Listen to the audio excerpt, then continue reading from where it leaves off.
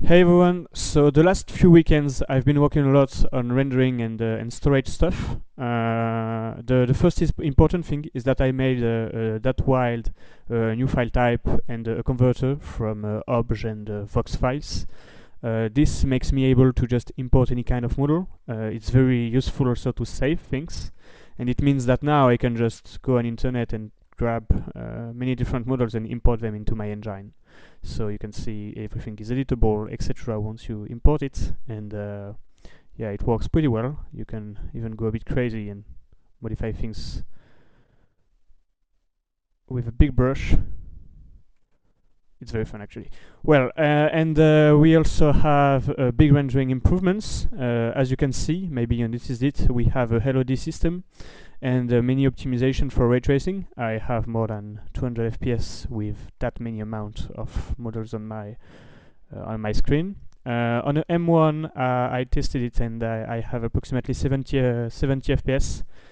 It will be hard to optimize further. I really did my best on this iteration to not touch again the rendering shaders, but I'll see if I try to do more. But it works very well. On top of that, the engine supports a lot new things. First, so as I said, the ability to import any kind of models.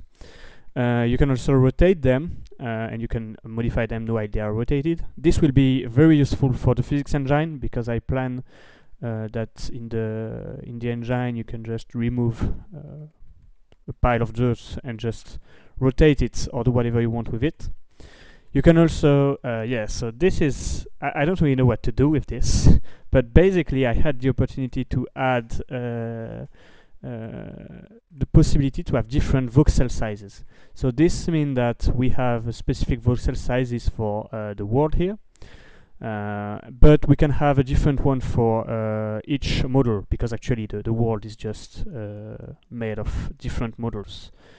And I don't know if it's really useful because it can break the immersion if you have a big model with a small resolution of voxel.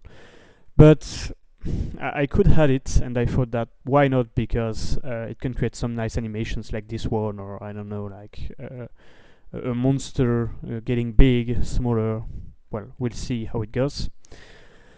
And yeah, we also have the translations to go in pair with the rotation, and like the final thing that was one of the hardest to get working well is the frame-based animation. So this is fully handled by the GPU. What I do is that I send a voxel sprite sheet to the GPU, and I let the GPU handle the playback. We can change the frame timing and stuff directly when we push the animation. But I think it's really cool. It will enable me to have many different kind of animations. We can think of fire. We can think of I was thinking of a robot that would just build itself, like many different things. Another thing that I thought with this gear that it could work, but only one voxel at a time, or like a fixed amount of voxels at a time, so that you feel it's clipped to the world. It can be cool. So this is very efficient. As you can see, I have a very big amount of FPS, and like what makes my FPS drop is this big thing with all the models, but if I stop looking at it, my FPS are going like crazy.